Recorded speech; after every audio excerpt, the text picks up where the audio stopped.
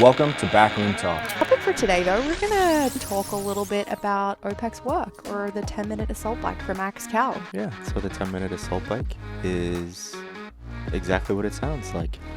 You get on an assault bike and you accumulate as many calories as you possibly can over a 10-minute time period. Muscular limitations. You might have a client come off the assault bike and they're like, man, my legs are really burning. You do that 10-minute assault bike test with them initially to get some insight, and then maybe you retest it once a year. Maybe you don't even do that because they're seeing improvements and they're feeling great. To listen to more Backroom Talk, be sure to subscribe. Learn to design personalized programs with the OPEX system of coaching by heading to opexfit.com.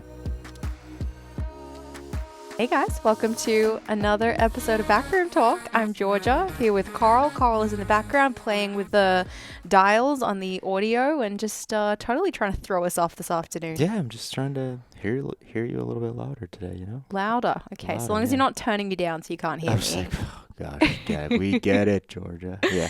Well, before we dive into the episode for today, I did want to make mention of the fact we just dropped a new free guide. As we do at OPEX, we put out a lot of awesome free educational resources for fitness coaches and people who just like to learn about this stuff. So, brand new guide that has just gone out is our macro guide. I'm trying to remember the exact name of it. Give me a second. I'm going to pull it up. I think it's how to calculate TDEE and macros for clients. I thought it was something like Know Yo Macros. Know Yo Macros. Know Yo. You can't even say that. It is. You can't even say Know Yo. Know Yo. Know Yo. In all seriousness, the guide is calculating TDEE and macros for clients. It is a goodie, if I do say so myself. We're breaking down some principles of how to determine how much someone needs to eat in the day. And then how to determine how much protein, carbs, and fats they should eat to go ahead and meet that goal. I'll give a little example in there. It's pretty relevant advice around this time in January when people have typically got some nutrition goals they're trying to hit. So we hope it's helpful. We'll drop a link in the description and you guys can go check it out. Yeah, man. Do it. Yeah, do it. Yeah, man. Do it. Topic for today, though, we're going to go and head and talk a little bit about OPEX Work, or the 10-minute assault bike for Max Cal. So this is a staple. If you've been around OPEX for a while, you've probably done this test. If you're an OPEX coach, you've certainly put people through this test. And if you don't know what we're talking about, go ahead, go to the gym, get an assault bike, get on that thing for 10 minutes and just go. Nope. You gotta sign up for CCP. Well, Gotta get in CCP. If you know, right? If you don't know, get in the know. To get in the know, join CCP. Or, like Georgia was saying, get on a bike and ride it for 10 minutes. Yeah, but if you really want to understand why you would do that and what to do with that data, then you got to do CCP. And we're enrolling right now. Yes. So Yes. click the link in the description, apply to CCP, make it happen. You're not on camera, Georgia. I'm not, but I was just like doing a whole like thing with my body. A little like smile and a wiggle. So what is the 10-minute assault bike, also known as OPEX Work, and why do we do it, Carl? Yeah, so the 10-minute assault bike is exactly what it sounds like. You get on an assault bike and you accumulate as many calories as you possibly can over a 10-minute time period. The reason why we do it is we want to understand a human's work capacity or their ability to output work. So, just like all work capacity tests, it's like there's an objective measure that we look at. We look at total calories accumulated. We also look at average RPM over that time. We'll get into that in a little bit later in terms of why that number could be important if you're going to program against this stuff. So that's the obvious answer is the objective measure. The not so obvious answer that we go a lot deeper into in CCP is other measures that are not so objective, the subjective measures in doing work. You can learn a lot about a person by seeing them just do a tough physical task. The emotions that they approach that thing with, you can kind of gauge their experience in doing work by the way they approach it, by the way their facial expressions are halfway through as they finish the questions that you ask them when they're done. as you're setting them up for the test, the emotions that are going through their head, or if they're just completely ignorant to how tough this thing could be, and they could just be like super happy-go-lucky because they've never done hard work before, and then it hits them in the face at 2 minutes in, like, oh my gosh, I have to go for 10 minutes on this thing. So there's a lot of things that you can extrapolate from a simple work capacity test. We're going to talk in a bit about like how you'd actually progress this thing. So what does it look like to improve someone's score on the 10-minute assault bike? But I'd like to take a second to just like talk about the avatars you see. Like what are the big like buckets, not of scores, you know, some people get 50, some people get 200, but when someone goes to approach that thing and you see like the emotion prior, what's happening during, and then how they look after, what are some of those like avatars that you've observed over the years? Oh man, this is a good question. Man, it's been quite a few years since I've done this with like a robust amount of people.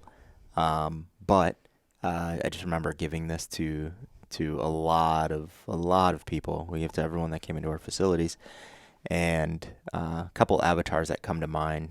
Avatar number one is the let's call her like the aerobic Jane, or the one that just like loves to sweat, loves the challenge, loves to get after it. And this avatar doesn't even have like a body type or anything like that. It's more of like a fire. And gosh, I've had a couple of these clients, and they just look at everything as like a challenge, right? They're coming from like, you know, doing like body weight aerobics classes, cycling classes, things like that, and they're just like, they just love getting after it. And this avatar will get on, and they'll go too hard.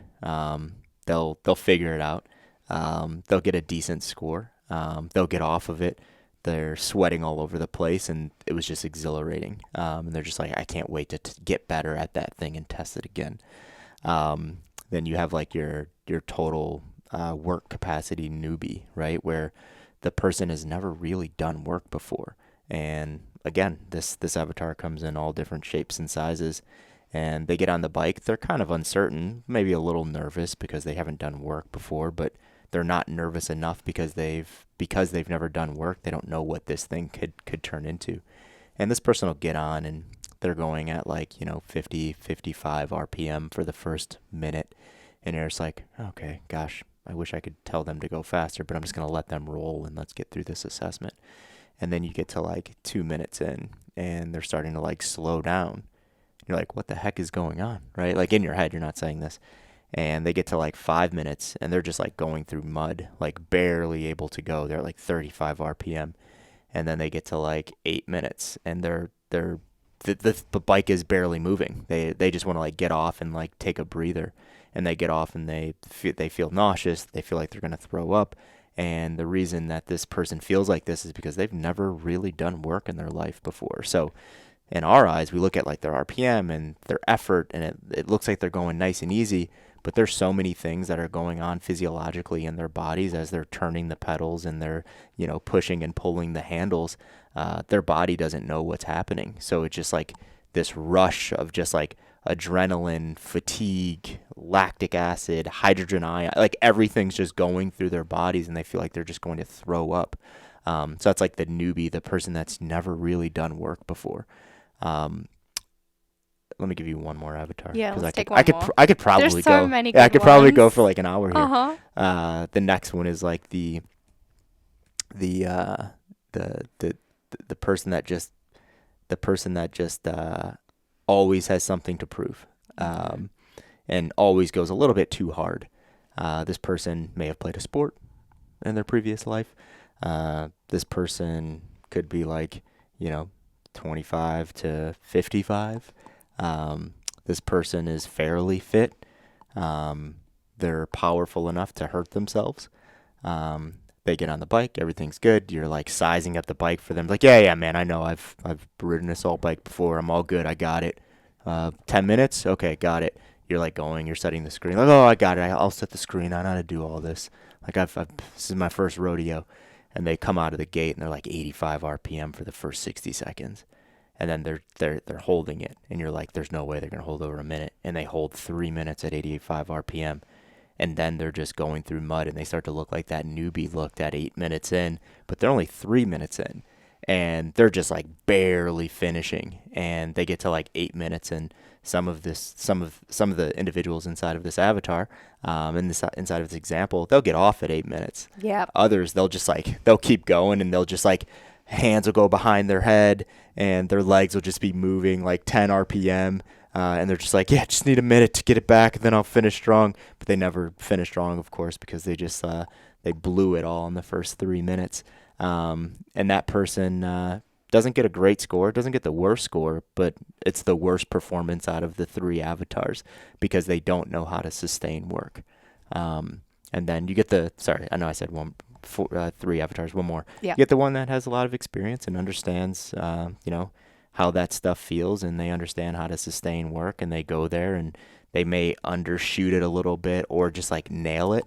But that person, they understand how to coordinate work on an assault bike, and they go for 10 minutes. They likely have a decent to good score.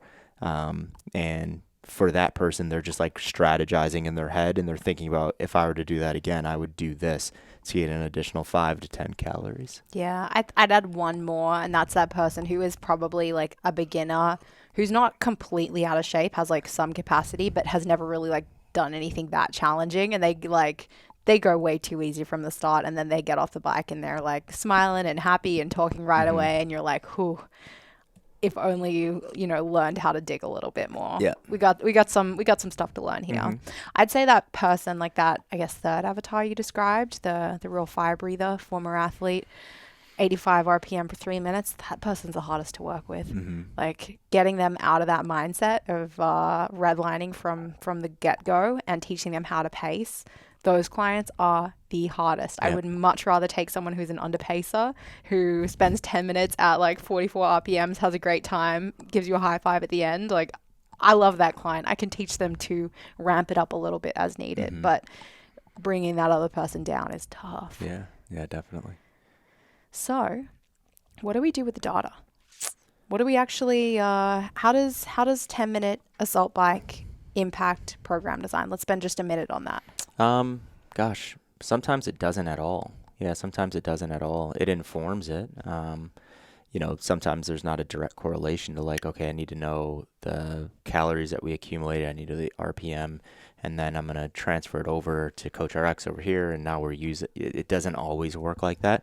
We're going to talk about some examples when it does, when we talk about progressing and getting better at it. But most of the time, it just gives you some really good insight into how people enjoy or not work, and one's experience outside of what they tell you their experience is and work. A good example of that is, before we start to get fast with people in aerobic work, we want to make sure that they have a decent amount of exposure and that they can go slow for a really long period of time.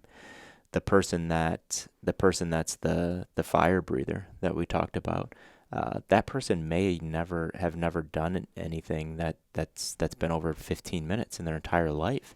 They're just like go go go go go. Maybe they played like football in high school or something like that, and everything they did was very, very anaerobic, and they lifted some weights, and they've never done anything for a long period of time in terms of work capacity. So for that person, they might with them approaching that piece like that, it might tell you like, hey, we need to slow down, and we need to make sure that we put some limitations in there so we ensure that they slow down. Limitation being, I want you to do activity A for 60 minutes.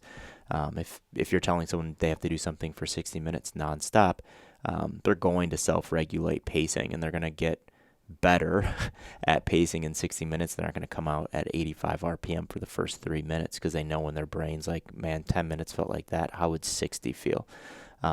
So there's some like indirect things or some informing in program design, and then we'll talk about it later. But there's also some direct pieces where we're bringing those things directly into program design. Awesome.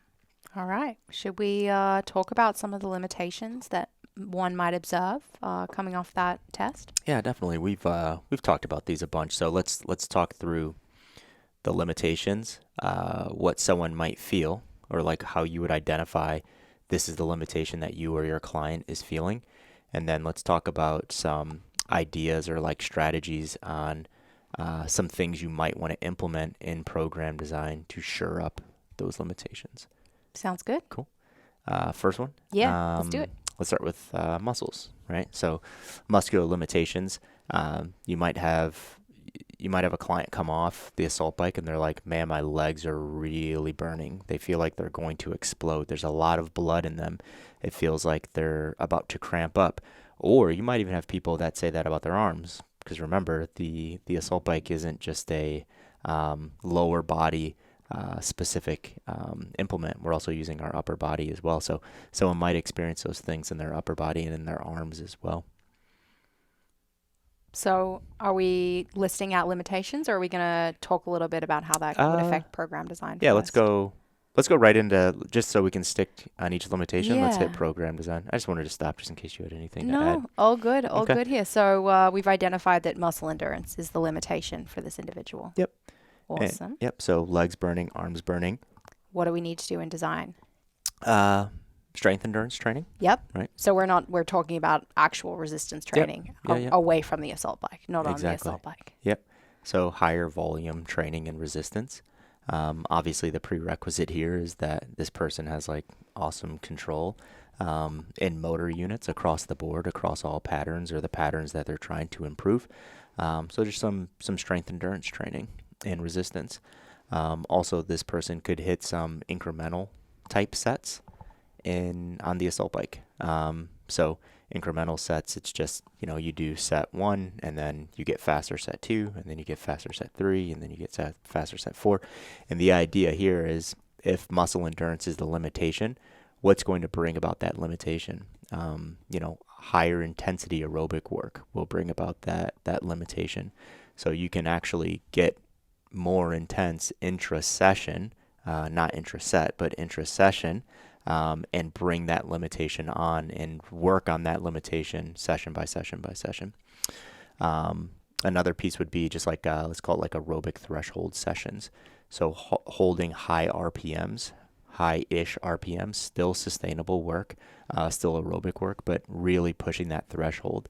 So an example would be, if 70 RPM for 3.5 minutes is challenging for you, you're doing 70 RPM for 3 minutes, and you're doing that for 8 sets, 10 sets, 12 sets, right? So you're like flirting with threshold for you, and you're doing that for extended sets as well. With the idea that eventually you're going to extend that out past that 330 point where the limitation was.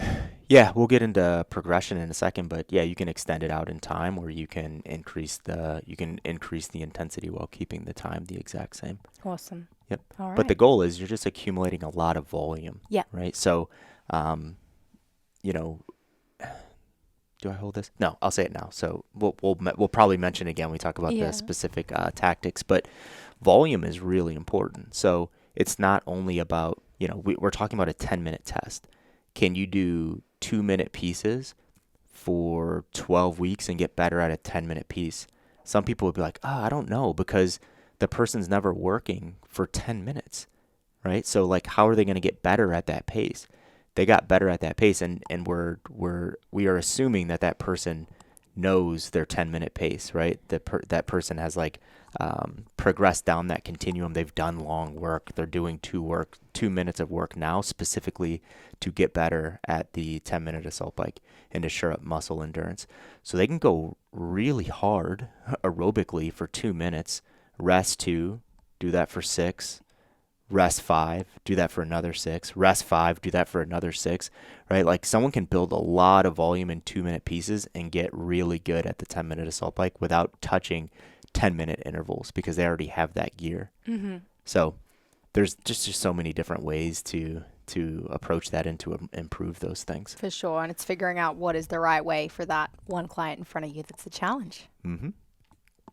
Yeah, I keep saying it, but we'll get to that. We'll get to that. We'll get to that. All right, limitation number 2. Let's talk about lungs. Yeah, I figured we were going breathing next. Yeah, so lungs are the limitation. So with this person, they're not able to catch their breath. Yep. Right? So you're like next to them, they're doing their test, or maybe it's you, and you just realize like, oh my gosh, it feels like I'm suffocating. I can't catch my breath. I can't get enough respirations in. Their chest feels like it's going to explode, right? Like lungs are just filled and they just can't empty them. Those are just some signs like, yeah, lungs might be a limitation in this test for you. How do we approach that? Long, easy work, right? Like we need, there's a lot of coordination that occurs with the lungs. Us moving, going through that push and pull pattern, and that push and pull pattern with the arms and the push and pull pattern with the legs. There's a lot of coordination that's occurring when we're doing that on the assault bike, in terms of coordinating that with our breathing. So there's some people that might be great, rowing. You might have a great rower that's like, they have the coordination down of like, I'm pulling, I'm in the catch, going back down, you know what I mean? Back and forth, and back and forth. they've got breathing built in with rhythm around that. Yep. They're like, I stick at 28 strokes per minute. I know I'm taking, 1 to 2 breaths per stroke. And they're just like, they just have a really nice rhythm in there. And then now they get to like 75 RPM and everything's just happening too fast. I'm pushing and pulling with my arms and my legs and I can't coordinate everything.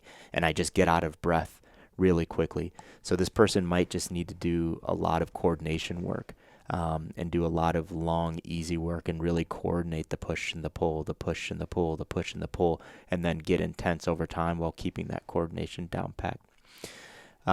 Volume. I know we kind of just talked about it in the last one, but just volume on the assault bike might help this person with that coordination. Lower map cyclical sets is another piece. So the idea here is you're challenging your breath, right? So if someone has great coordination for 5-minute intervals, but anytime they get down to 2-minute intervals, their breath gets out of control. That's okay. They just have to progress from 5 minutes to 2 minutes, and what comes in terms of the increase in intensity as well. So lower map cyclical sets could be beneficial, and then just really learning how to breathe as well. Just practicing breathing without doing any other physical activity. Just practicing could be beneficial.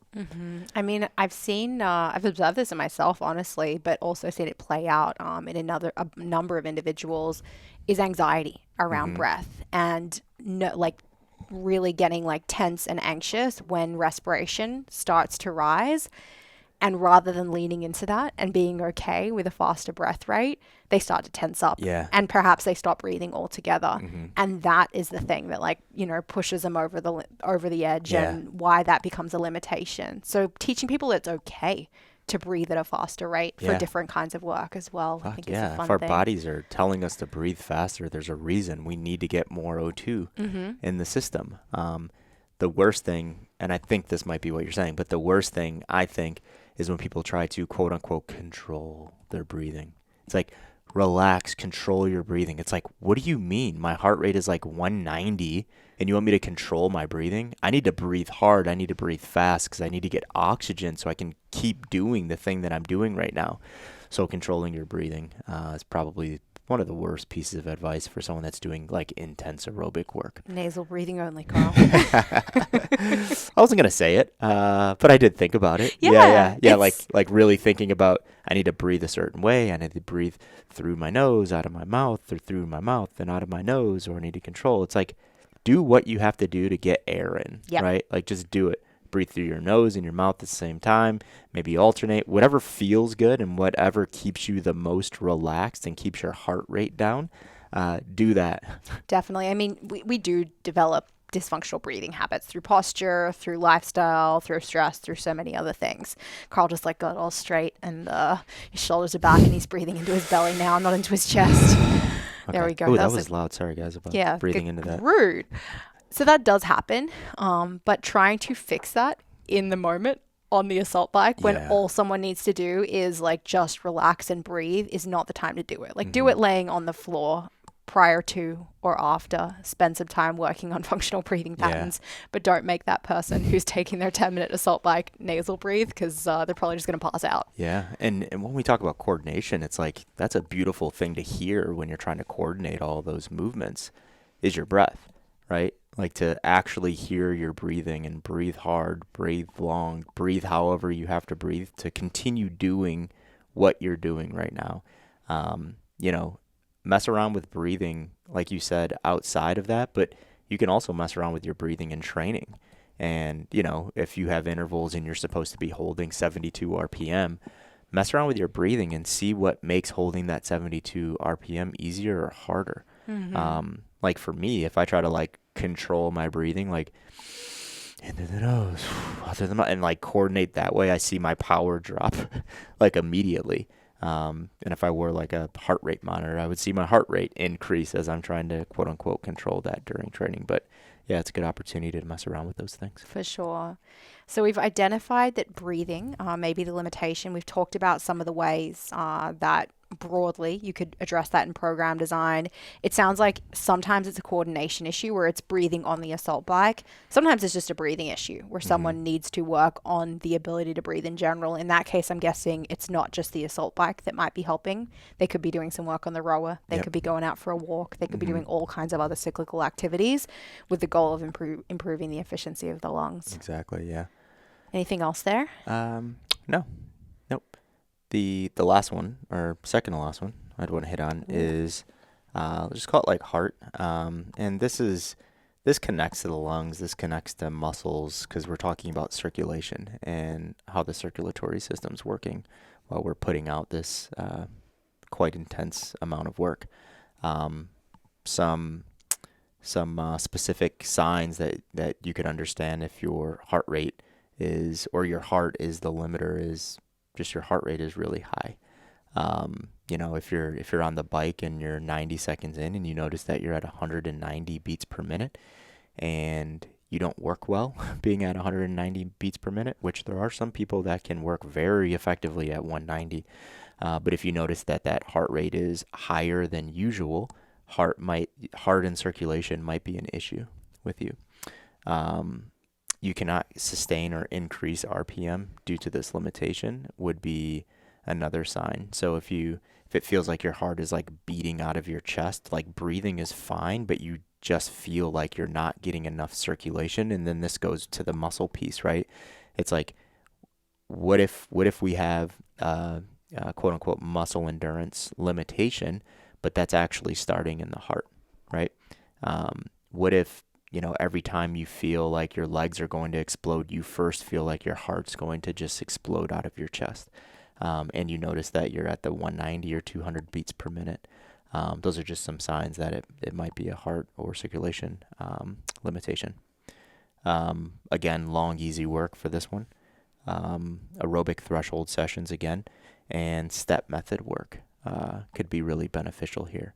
So step method work is, let's just call it that it would be intra-set incremental pieces. So, you might be going, 1 minute at a certain wattage or RPM, and then your next minute you're stepping that up, and then your next minute you're stepping that up, so on and so forth. And then you're doing that for multiple sets, and you're seeing those increases intra-set. I know this sounds like kind of a small factor, but the experience of being dehydrated and trying to do tough work and that like jump in heart rate, like can't control this thing that's beating in my chest kind of feeling. Yep. That's sometimes worth a conversation with clients too. Like, what is hydration status? Because the amount of people that are dehydrated, I wouldn't be surprised if those guys have some crazy heart rates going on. Yeah, for sure. Yeah, that's a good one. And that one we would see issues across the board. Bringing us to our last point. So what if it was multiple limitations, or you just didn't understand what the limitation was? It could be something one-off like that, right? It's like it could be something very acute, where it's just like I was just very dehydrated that day. It showed as muscle, it showed as lungs, and it showed as heart or circulation, but it could have just been an acute event of being dehydrated. But if someone falls into this multiple limitations piece, they might just need a lot of exposure on the bike itself. And, the best way that we like to give people exposure is, the MAP 10-to-1 continuum, right? It's like, just go on that thing and spin for 60 minutes, right? We got that. Cool. Now let's do it for 30, but a little bit faster. Now let's do it for 15, but a little bit faster than that. And we could do that for like 75 weeks through this continuum, all the way down to 30 seconds. For sure. For that person, we're unlikely to be like, okay, let's do this really targeted 8-week progression where we're doing 2.5-minute intervals at race pace to improve your 10-minute assault bike, you're just going to give them that 10-to-1 progression, test the 10-minute assault bike intermittently, and most likely, if they are, probably novice, new to pacing work, they are going to see improvements there. Yeah, definitely. Cool. Yeah. So All right. those are limitations and some things that stick out in terms of what we could look at in ourselves and our clients when implementing this test. Got it. So to summarize, we've got the muscles, muscle endurance. Yep, We got the muscles. lungs, breathing. We got heart rate. And then we got some kind of crazy hybrid combo. All of the three. Carl's like shaking his body. It's a lot of actions going on today. Yeah. What's next? Let's talk about some of these all of these will connect to limitations, but let's disconnect from the limitations and let's talk about some ways that we can progress the 10-minute assault bike. Sounds fun. We put a 10-minute assault bike program in LearnRx. So there's a pretty cool new section in LearnRx for those that are subscribers. It's the programs tab up the top. Go check it out. But we have laid out some, 6, 8, 10, 12, whatever it might be, week progressions inside of there. So anyone that is a subscriber gets access to those things. So if you're not, go do it. Go subscribe to LearnRx. Yeah, do it. Do it. All right. What's the first way one might progress? Let's talk about the one that's in LearnRx. Let's talk about race pace with the idea of increasing pacing. Sounds good. Per session. So steps in implementing this program. First, you test the 10-minute assault bike. You find average RPM or race pace. You split work time by a quarter. So work time in the test is 10 minutes.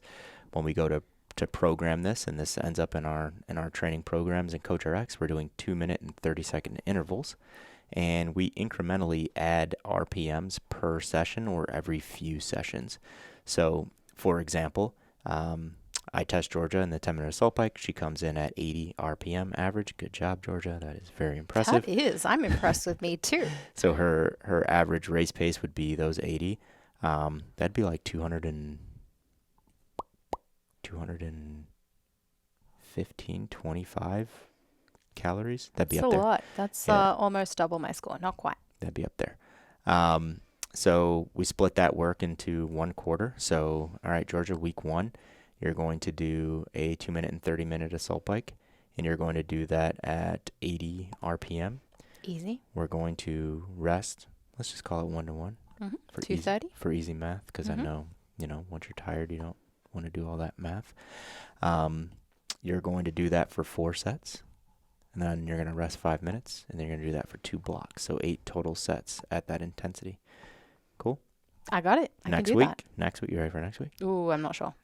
You're ready. All right. Next week, you're going to come in, and we're going to do 230, and we're going to go plus 1 RPM. So we're going to go 81 81, RPM. that's spicy. Yeah, we're going to rest for the same amount of time. We're going to then rest for 5 minutes, and we're going to do that for 2 blocks.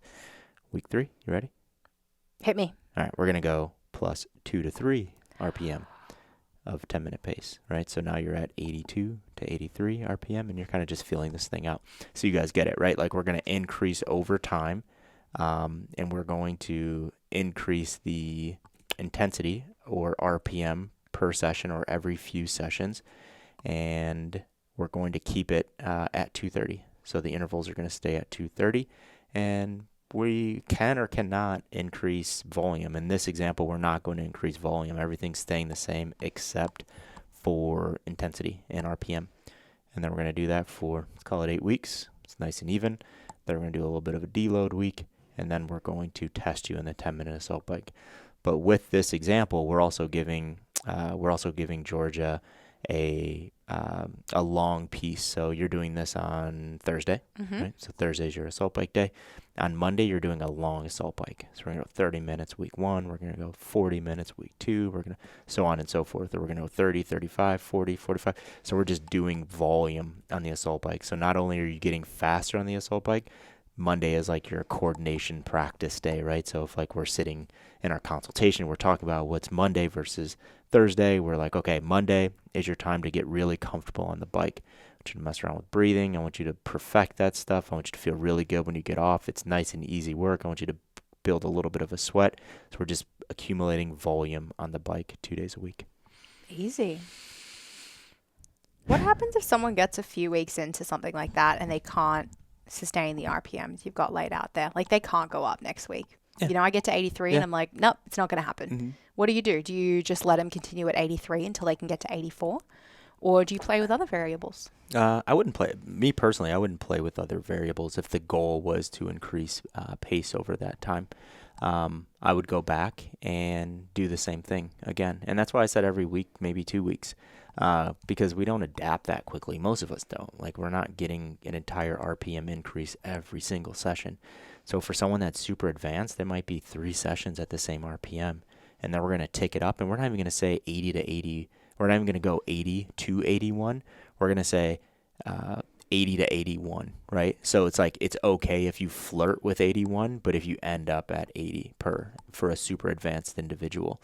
Because if someone's really fast, right, and you're like, okay, you just put out a really good score and we want to really improve this thing by 1%, which is challenging to do for a lot of really good scores. You have to take that approach. You can't just imagine that they're going to adapt and get faster every single week. So that's why I would say every few weeks, mess around with that shift for more advanced individuals. Love it. So that was our increasing pace example. Yep. Should we go into another one? Yeah. Next is I'll roll through this one because it's very similar. Raise pace with increasing volume plus pace. Ooh. So this one isn't best practice because, I don't know, best practice in my own brain because I only like to move one variable per week because if something goes wrong 1 week, it's like it's so easy to understand what that thing was. But if we're increasing 2, 3, 4 things every week or adjusting 2, 3, 4 things every week, we have no idea what went wrong. But this is an example of race pace increasing volume plus pace. So step number 1, we test. Step number 2, again, we find that average RPM or race pace. We're still going to split that work time into 1/4, so 230.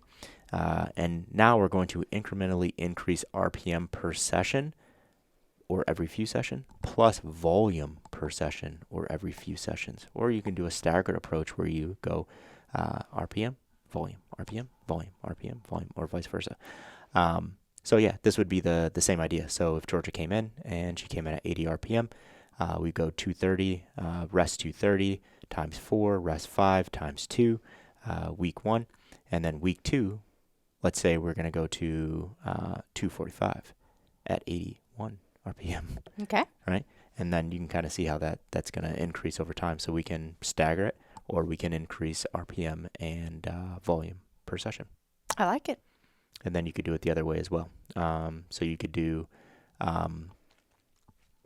so we said increasing volume plus pace. We can just go volume static. So it'd be the same example as number 1. RPM stays the same, but we just increase volume over time. The reason why I don't absolutely love this one because you're just getting the person back to 10 minutes eventually at the same exact RPM that they just tested.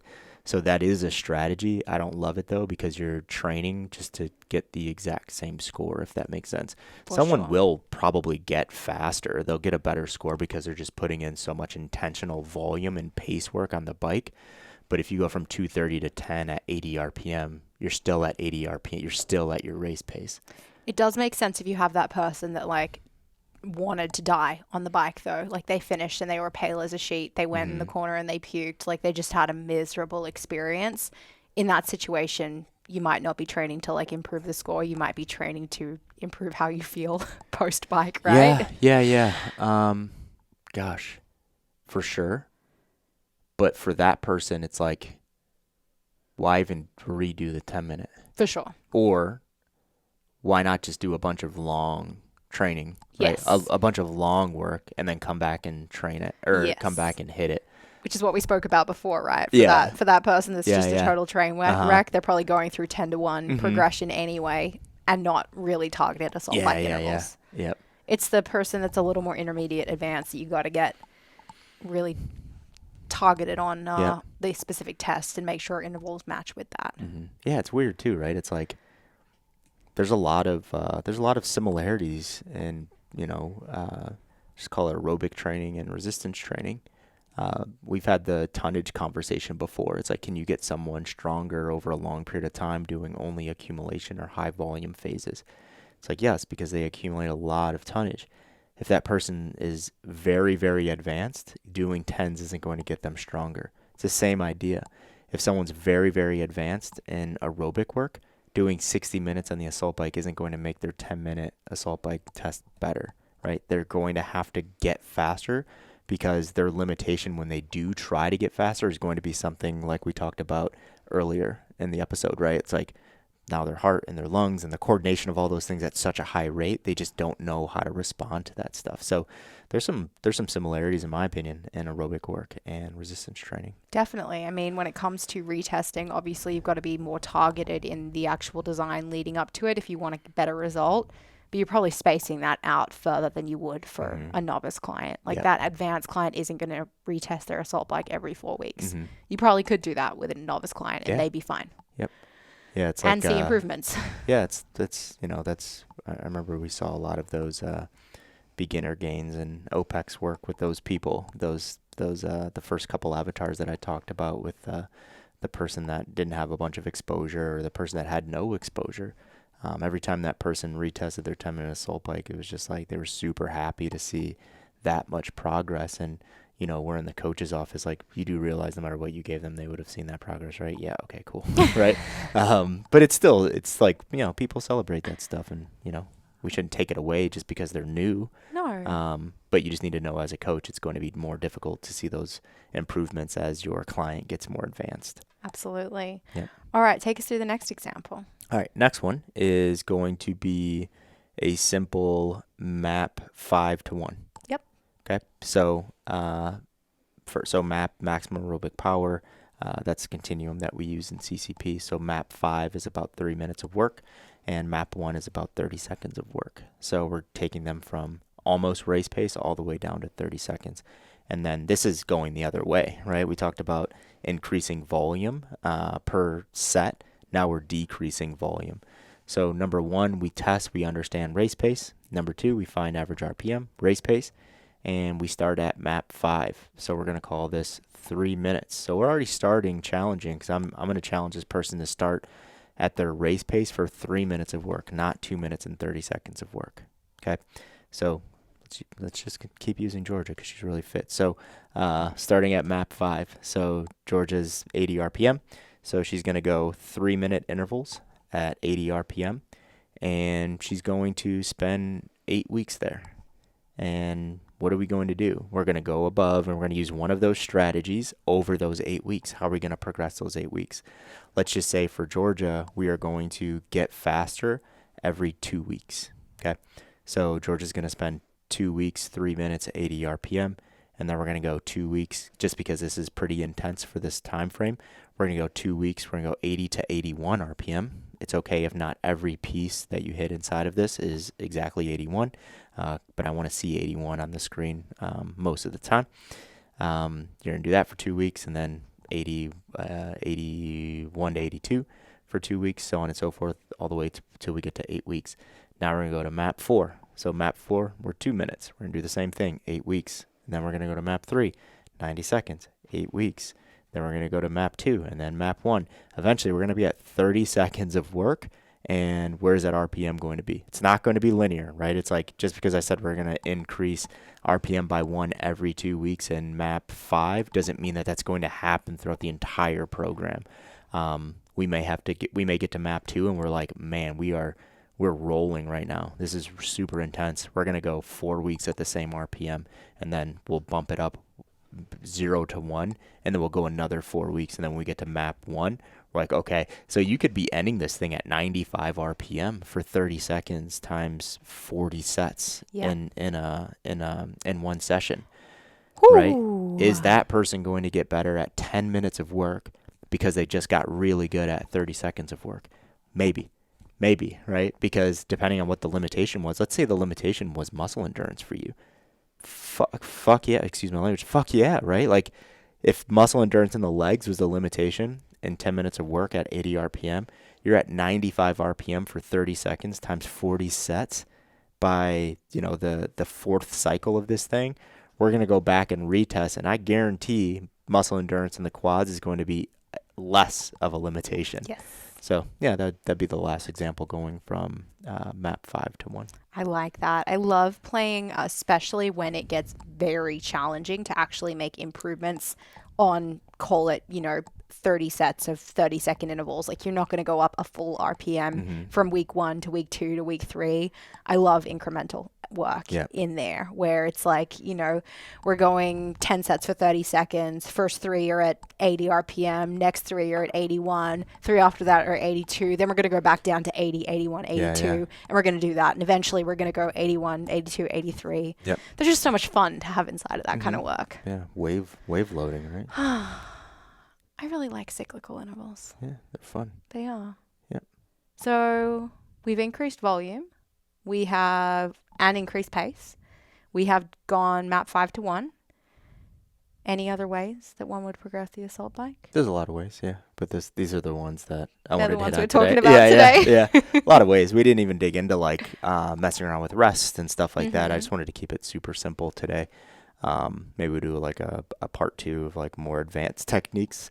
I just don't think those are like, people could progress for a really, really long time with these 4 or 5 different techniques and progression. Yeah.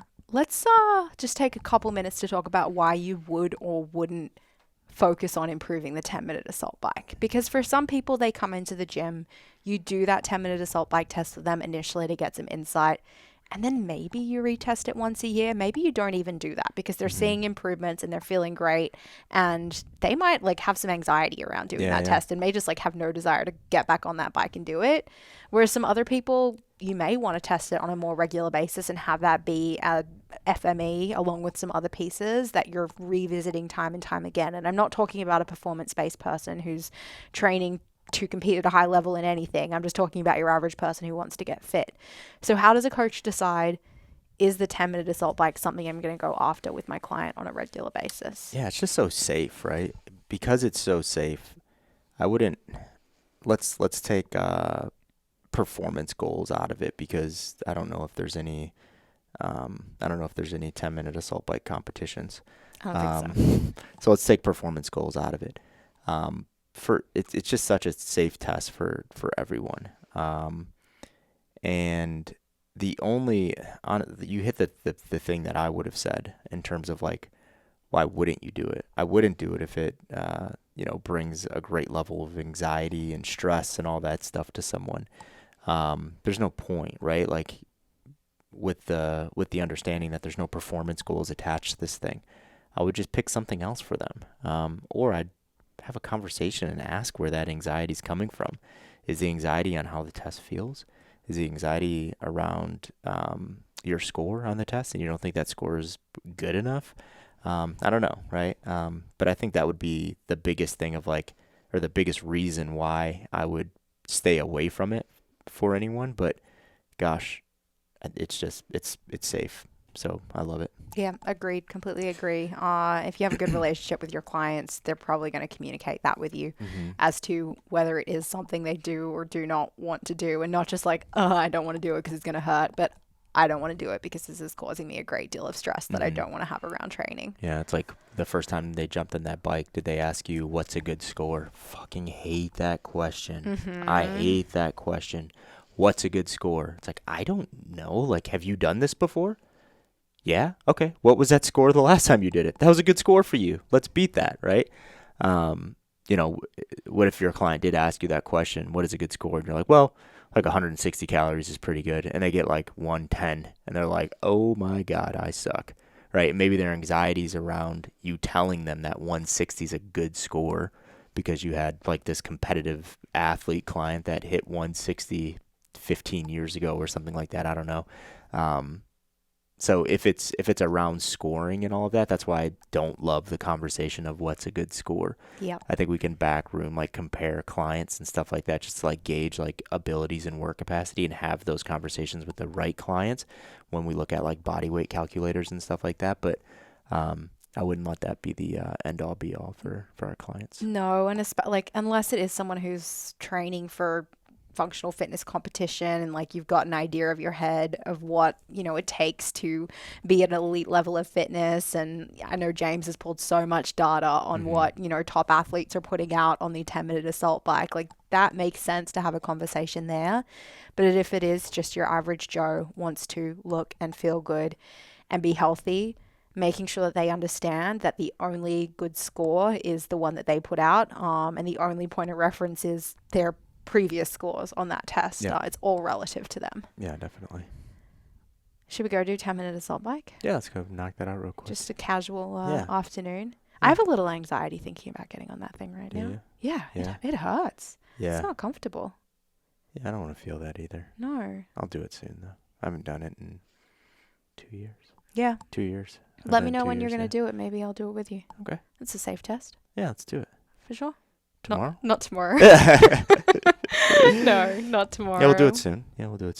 We'll let you guys know how we did. Yeah, when we get our backyard all wrapped up, come over, Perfect. hit it there, and then we'll just Jump in the right pool. Perfect. Well, guys, thank you for listening. Make sure you go download that guide.